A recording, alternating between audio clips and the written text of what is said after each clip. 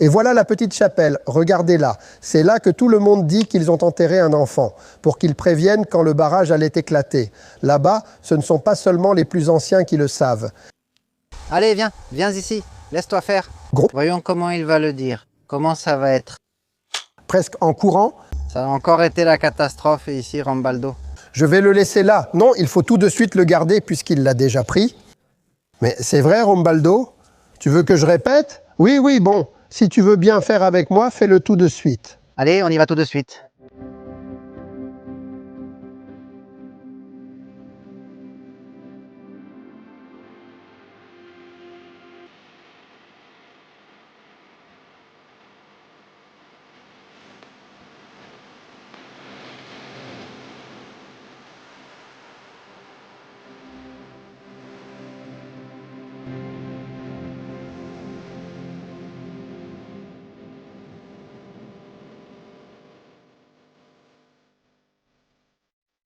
Salut les amis d'Explorando Zacatecas. Aujourd'hui, nous sommes dans la commune de Fresnillo, Fresnillo, Zacatecas. dans la communauté de... San José del Alamito. Ici avec l'ami Fernando Arteaga. Eh bien, regardez les amis. L'ami Fernando, c'est lui qui nous a invités à venir découvrir ceci. Un couple de petits barrages très anciens. Mais pour l'instant, nous allons aussi présenter notre ami José Luis, qui nous a déjà invités à d'autres occasions dans la commune, dans la municipalité de Rio Grande, et il a voulu venir encore une fois avec nous, n'est-ce pas? Merci beaucoup de m'avoir permis de venir avec vous. Et Beto, eh bien ici notre camarade Beto, qui a encore, non, toute la viande, combien de hamburgers ici? Pareil que toi. Le plaisir est encore plus grand pour moi car il vient du Nord avec des dollars. Oui, c'est plus pour moi que pour lui. Bien sûr, c'est comme ça. Alors, maintenant, oui, Fernando, monsieur Fernando. Voyons, dites-moi. Qu'est-ce que nous allons voir ici? Comme je vous suis, je me suis dit, voyons, ces gars-là, qu'est-ce qu'ils aiment? Ah, Oui, pour les gars aussi? les gars, ils sont juste jeunes. Oui, il apporte des dollars. Alors, j'ai dit, bon, je vais leur proposer de venir voir ces barrages que les gens ici protègent encore, d'accord? Ils s'occupent de l'entretien, c'est pourquoi je voulais vous inviter. Je suis ravi que vous soyez venus. Merci, merci à votre chaîne. Alors, Eh bien, voyons voir. voyons ce que vous voyez. Je ne parle pas beaucoup, je ne connais pas grand-chose, mais on va se faire une idée. Très bien, bon, eh bien, parfait. Oui, parfait. Allons-y, monsieur Fernando.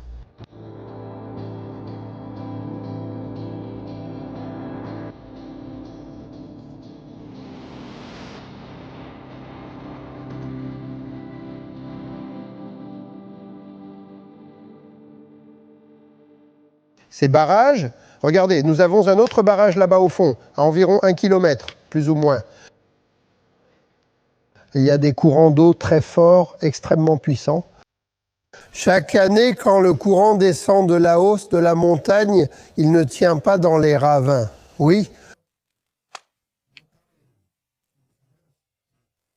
Alors, ces barrages-là, ils les contournent. Maintenant, ce barrage, l'année dernière, pendant la saison des pluies, l'eau sautait d'ici jusqu'à là-bas. Regardez, d'un bord à l'autre, à cette hauteur, regardez, ça saute, ça vole. Eh bien, un demi-mètre, parfois même jusqu'à 1 mètre, presque chaque année. L'année dernière, on a été 1. Alors, on reste là, on a peur, parce que tout à coup, le garçon d'ici dit « Hé, le barrage a cédé, celui d'en haut. Wow. » Non, c'est qu'il y a tellement d'eau qui descend des ravins que l'eau passe au-dessus de l'autre petit barrage et de celui-ci aussi. L'autre est plus petite et la digue est plus basse.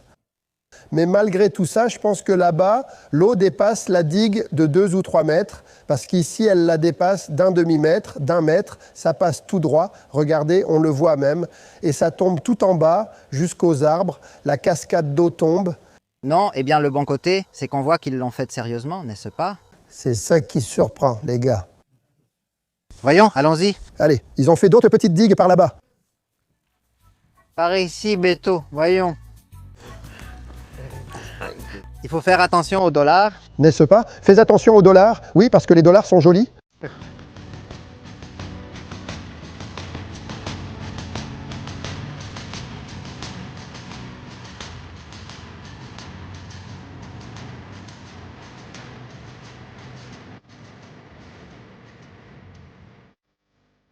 Ils font l'entretien, regardez. Ils enlèvent tout ça et continueront jusqu'à ce que l'eau baisse davantage, puis ils nettoient comme ici, sans rien laisser. Alors c'est pour ça qu'elle est bien conservée, n'est-ce pas?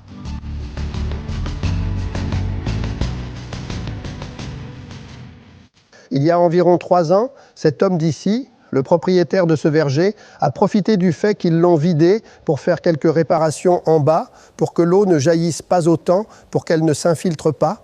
L'eau s'infiltrait, il en a profité pour en retirer beaucoup de sa propre initiative.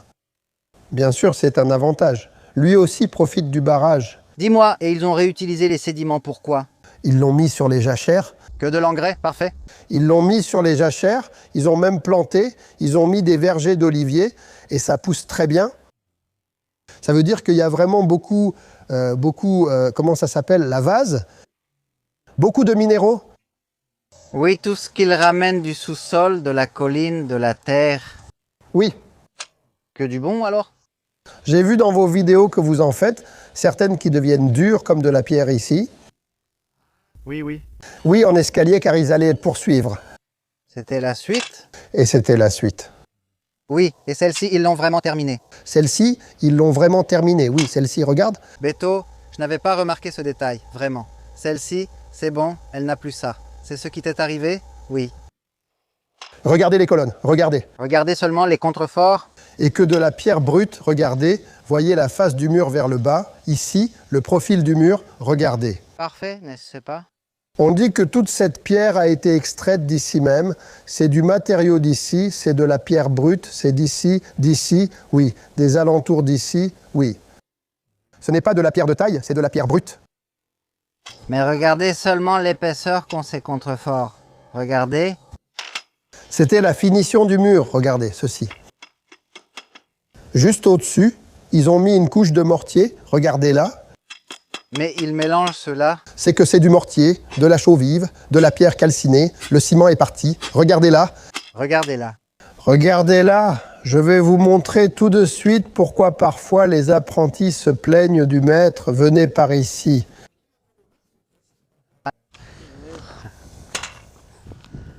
Regarde, tu penses qu'il y a combien de mètres en bas? 30 mètres? Encore 30. Plus ou moins, oui. Regarde comme c'est droit, mec. Non, non, tout est bien plombé, bien nivelé. Quelle technologie ils utilisaient, dites donc? Exactement. Regardez, je vous disais qu'ici, dans la colonie de Guanajuato, il y a 10 ou 11 ans, ils en ont fait une nouvelle, mais elle n'a pas servi. Où est-elle? Non. Ici, il y a quelques... Mais il y a toujours le barrage. Le barrage est bien là, mais il n'y a jamais d'eau. Une fois rempli, 2 mois après, il est vide, c'est parti. Quel âge a ce barrage? Ce barrage a quelque part une date qui... On parle d'à peu près 1600. Dans cette partie tout en bas, il y a une autre base en pierre qu'on appelle le diamant. Le diamant est comme ça. Vous savez à quoi ça sert? Pour le casser? Casser le courant et la force de l'eau. Maintenant, cela se produit vers le milieu du barrage. Le diamant. C'est comme ça, l'eau ne s'arrête pas ici. Ils ont pensé à tout.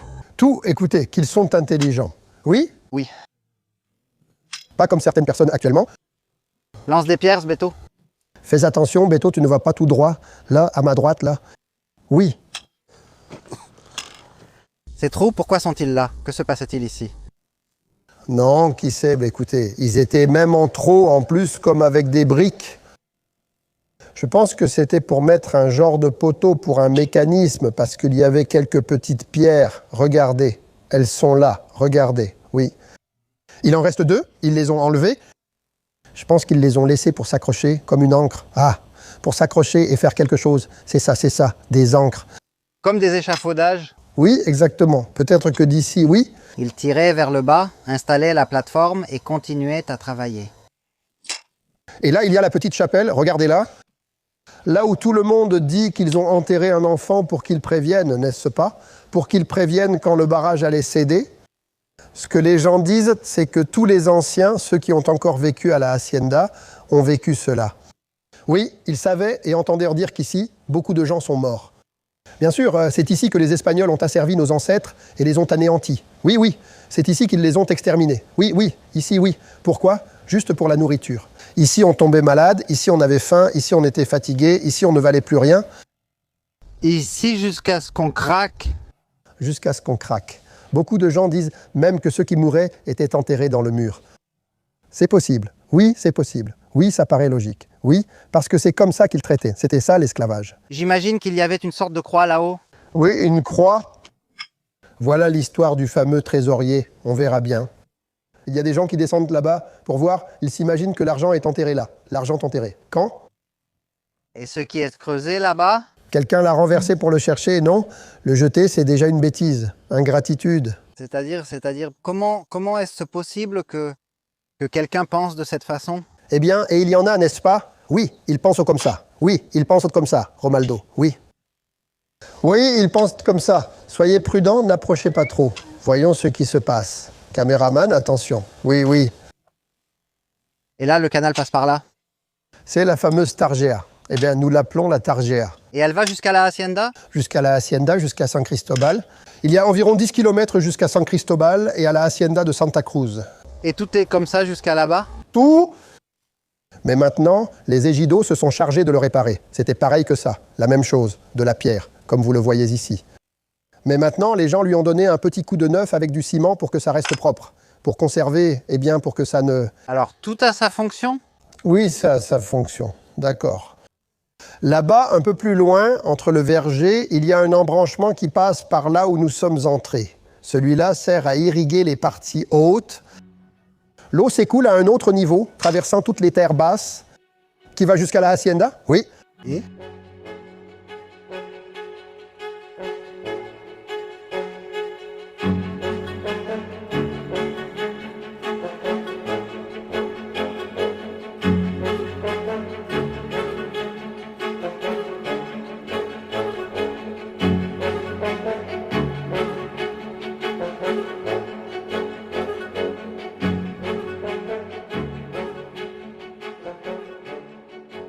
je vais vous expliquer, car je vous ai dit plus tôt que l'apprenti se plaint du maître.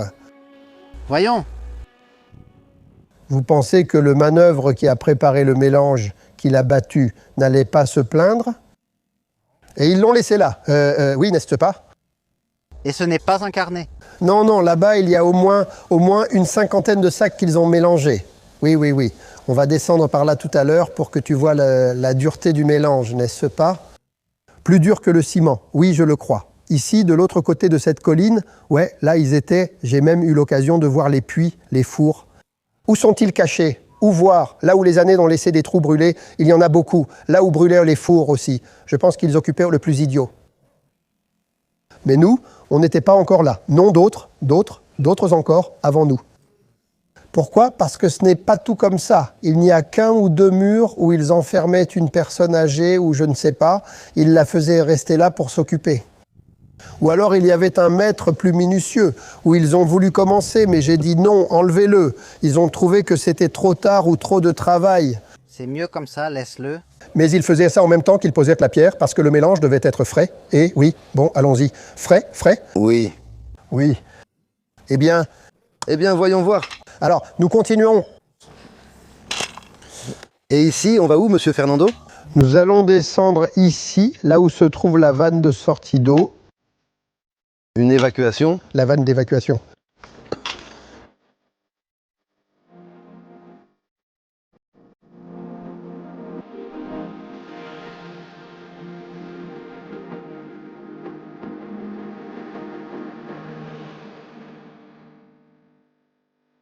Soutenez un peu les plus âgés, là. Viens. Comment tu dirais? Comment il est descendu? Presque en courant. Quel âge? Moi, 58 tout juste. Ça s'explique, Romulo.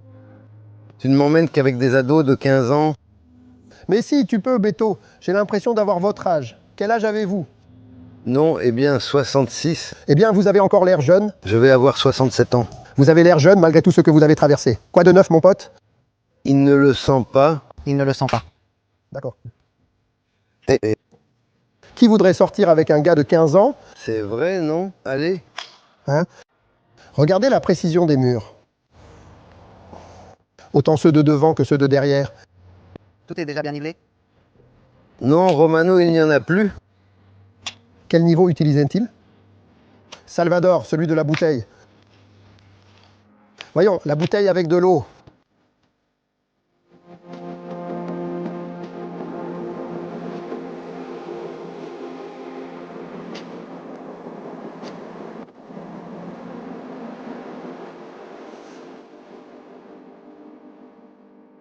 Le manœuvre avait-il raison de râler?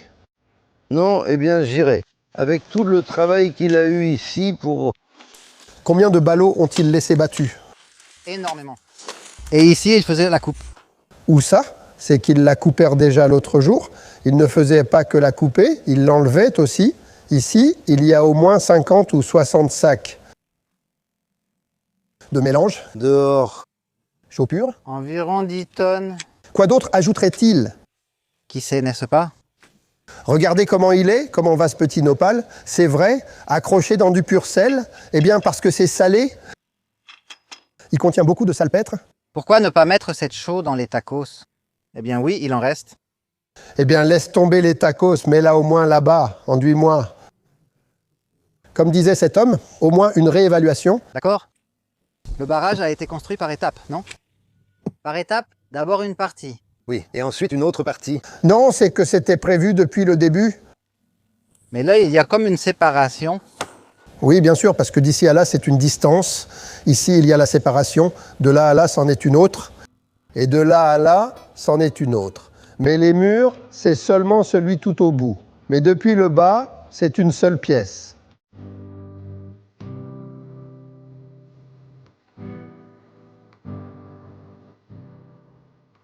Ce canal est fait de la même construction, du même matériau que le barrage, sauf que les gens ont déjà commencé à lui donner une...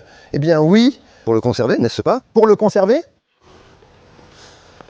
on le nettoie régulièrement. On enlève les mauvaises herbes, tout ce qui pousse. Mais cette rigole est de la même époque.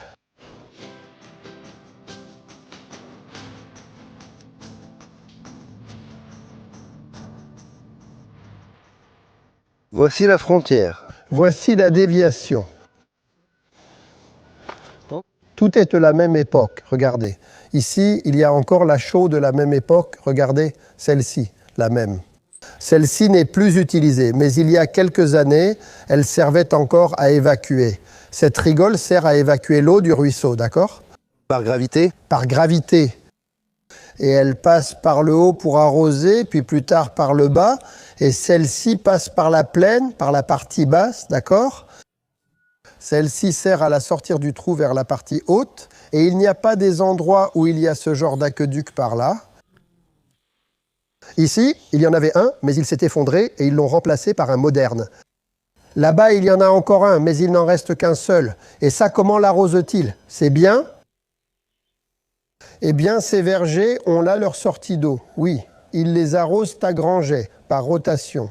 Et cet arbre, qu'est-ce que c'est? Ça, cet arbre est très vieux, c'est un peuplier, un peuplier. Celui-là est déjà mort, vraiment de vieillesse. Et là-bas, mais il y a des noyers, 2 ou 3 noyers, qui datent de la même époque que le barrage. On dit qu'un frère, celui qui a construit le barrage, a planté les premiers noyers. Il y a même des propriétés construites avec des matériaux provenant de la hacienda. C'est-à-dire, ils ont commencé à emmener des arcs, des choses comme ça, n'est-ce pas? Mais ensuite, tout à coup, ils ne les ont plus laissés faire. Il semble que l'ancien propriétaire, Linéa, ne l'ait pas laissé enlever. Il pensait amener ici, par exemple, l'église, déplacer tout. Déplacer tout, regardez seulement, ces noyers datent de l'époque du barrage, il en reste encore environ 4 ou 5. 5 de noix.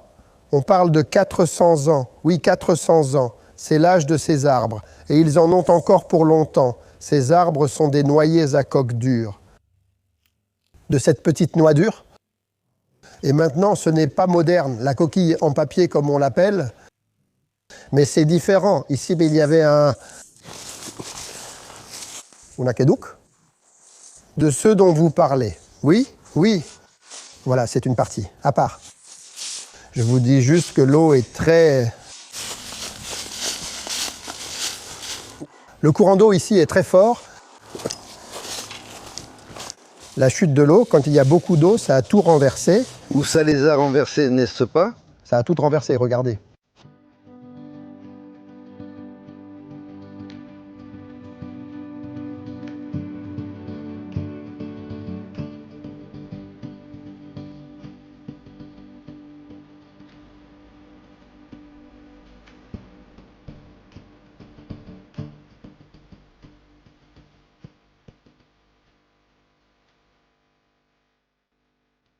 Faites attention, c'est glissant. À l'intérieur, j'ai tout trouvé. Faites attention, c'est glissant. Faites attention. Faites attention. Qui manque-t-il? Moi. Regardez. Nous sommes à mi-hauteur de la paroi du barrage. Voyons voir. Nous sommes à mi-hauteur de la paroi du barrage. Là-bas, il y avait encore environ 2 mètres.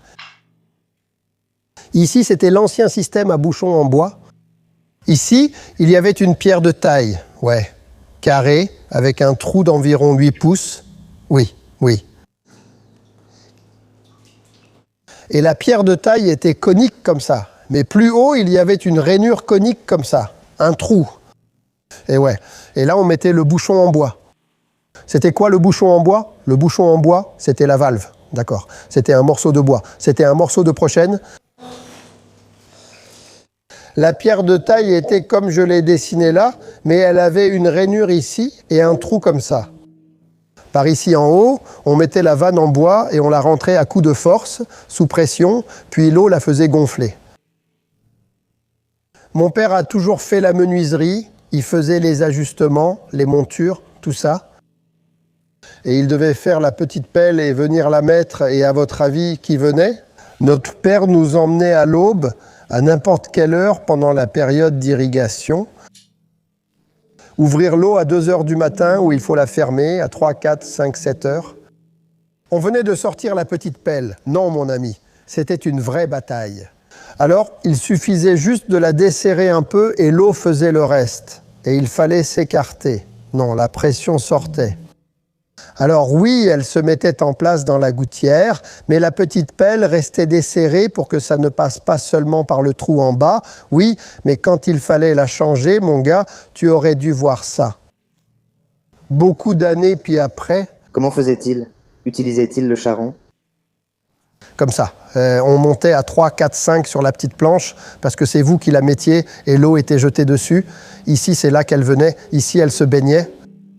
Tôt ou tard. Et c'était presque toujours les mêmes personnes, presque toute leur vie, jusqu'à leur mort. Alors, quelqu'un qui n'avait aucune idée de comment ça se... Non, ici, on jetait l'eau ou on l'étouffait, mais c'était comme ça, jusqu'à ce qu'ils installent ce système de valve. Mais je vous dis, ici, c'était juste un petit trou ordinaire, un petit trou qui avait combien de pierres? 8 pouces au maximum, parfois même moins. Mais je vous dis, et celui-ci, combien de pouces? Celui-ci fait environ 10. 10. Il fait environ 10 pouces. Oui, à peu près. Et il n'y en a pas qui sortent parfois par là? Oui, ils sortent. Le trou de la pression de l'eau est en dessous du canal, du sol, de ce sol-là. C'est en dessous.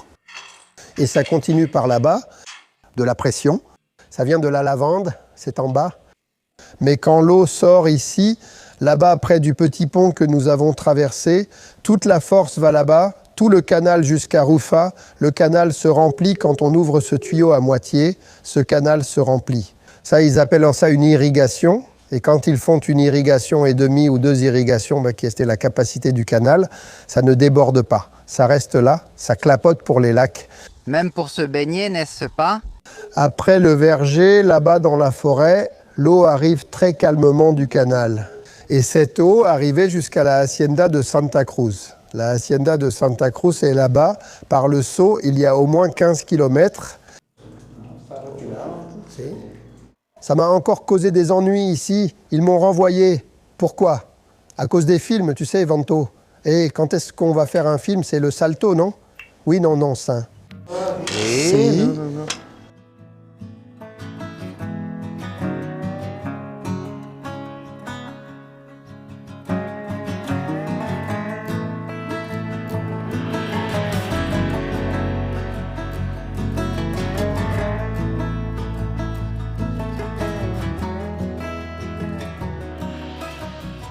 Quand il y avait beaucoup d'eau, tellement d'eau que la pression faisait que ça passait par-dessus, ça faisait sauter les planches se cassaient.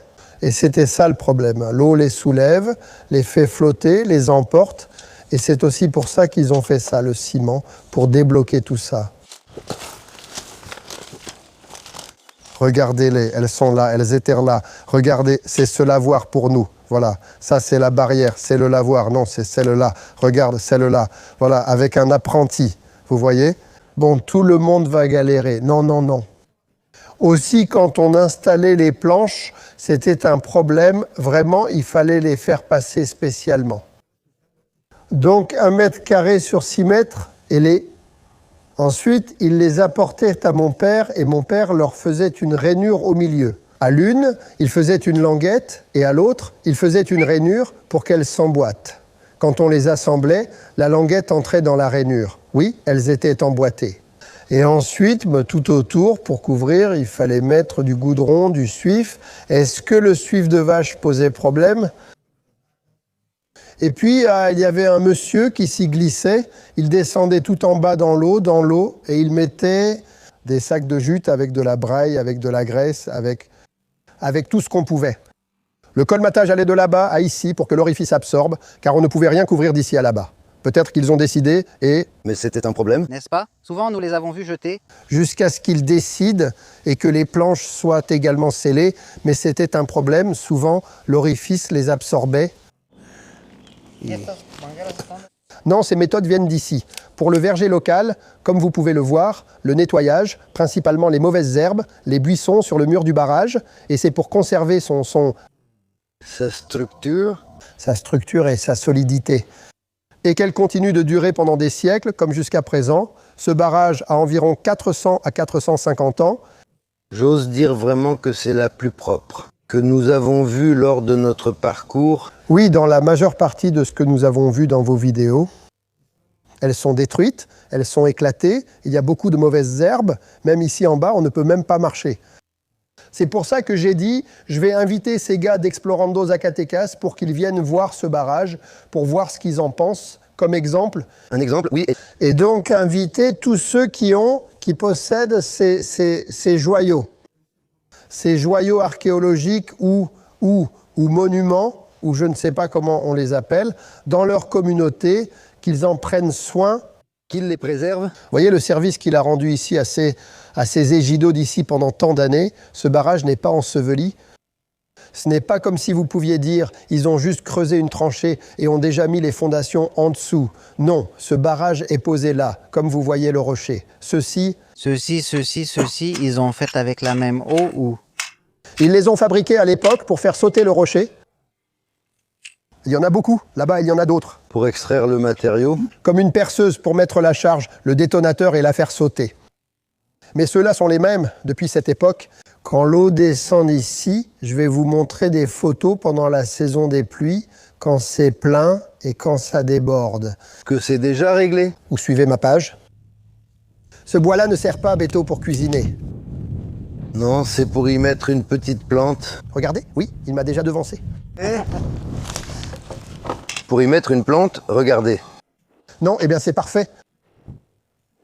C'est parfait. Je vais la laisser là. Non, remets-la tout de suite là-haut. Ok, puisque tu l'as déjà prise. Mais vraiment, Romualdo, oui, s'il veut être en bons termes avec moi, qu'il le fasse tout de suite. Tout de suite, allons-y. Pardon. Le plus facile est béton. Ici? Dès que vous me le dites, je vous aide. Ce n'est rien. Laissez-moi cette autre grosse bûche. C'est que celles-ci sont déjà prêtes pour la mangeoire, pour fabriquer la pirogue. Pour les plantes, pour les cactus. Le pot de fleurs, oui. Les amis, en parlant du sujet des petites plantes, des pots de fleurs et tout ça, dans la prochaine vidéo, nous irons voir la maison de Fernando. Pour voir comment. J'ai un canoë fait de ce matériau. Comment il a aménagé sa maison là-bas? Beaucoup de petites choses intéressantes, c'est un cadeau. C'est un cadeau pour moi, oui, oui, dites-moi. Et vous l'avez apporté d'où? De là-bas. Allons-y cette fois-ci.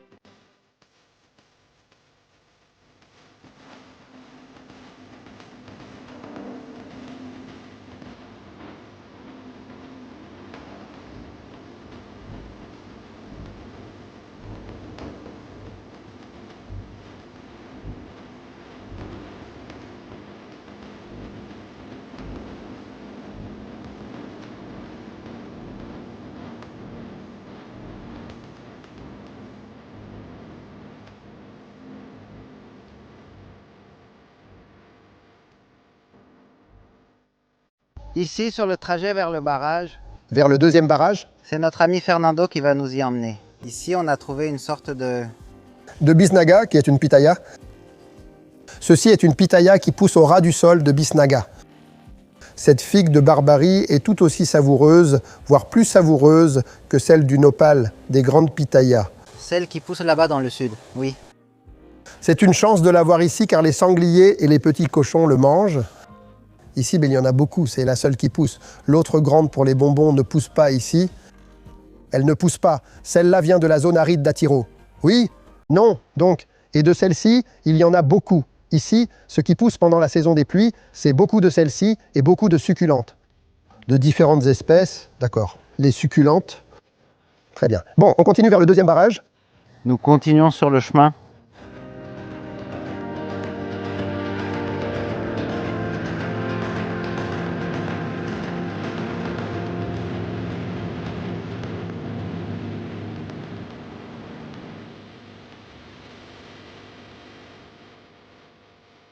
La camomille. Voilà la camomille. Celle-ci, elle est très bonne en infusion. Oui, pour les bronches. D'accord. Pour les bronches, pour la toux, pour ces bronchites-là. Voilà la vieille conduite qui arrive. Oui, on la voit là, regardez. C'est tout ce qui reste. Elle longeait la rive, collée au canyon. C'était l'ancienne conduite du barrage. La voilà, regardez. Mais cette conduite, comment vous l'appelez? Elle a été construite avant le barrage d'en bas, non? Oui, ce barrage a été construit en premier. C'est pour ça qu'ils avaient une conduite d'eau, d'accord. C'est celle-là qui évacuait l'eau. Donc c'est normal qu'ils aient construit ce barrage après, parce qu'il y avait beaucoup d'eau en trop. Donc en construisant le barrage en bas, ceci est devenu obsolète. Oui, c'est devenu obsolète, ça a déjà été détruit, ça ne sert plus. Et cela a été conservé, cet aqueduc. Qu'est-ce que vous nous disiez, Fernando, à propos des pins? À propos du froid, Quoi? Depuis combien d'années il n'y a plus de peine? ici ça fait environ 9 ans, de 9 à 10 ans. Pourquoi? Parce qu'il ne fait pas froid. Il doit faire très froid en hiver, en décembre. Ah oui, pour que le froid brûle l'arbre et qu'il bourgeonne. D'accord? Oui, s'il ne fait pas froid, il n'y a pas de pignons. Il n'y a pas de pignons. Ils sont vides Et un ou deux?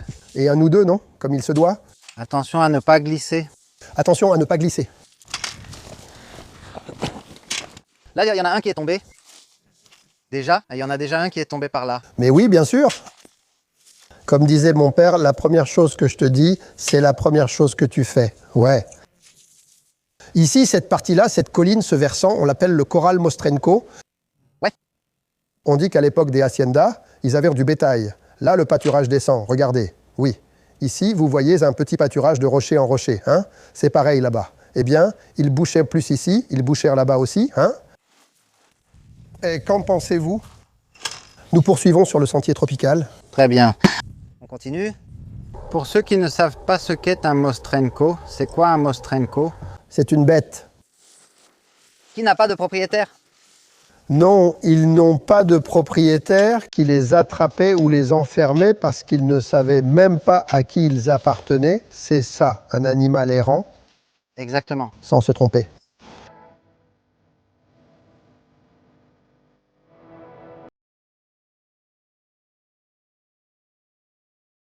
Eh bien, chers amis d'Explorando Zacatecas, nous concluons ici cette vidéo intéressante en compagnie de nos amis José Luis Soriano, Fernando Arteaga. Arteaga est notre hôte. Nous terminons la vidéo ici. Nous allons continuer et dans la prochaine vidéo, on se retrouve parce que nous allons continuer à voir les barrages, l'autre barrage. Quel barrage? Non, juste ici, de la communauté appelée Las Presas de Santa Cruz, de l'ancienne hacienda de Santa Cruz. C'est Santa Cruz? Allons-y. Comme l'a dit Bebeto, on file.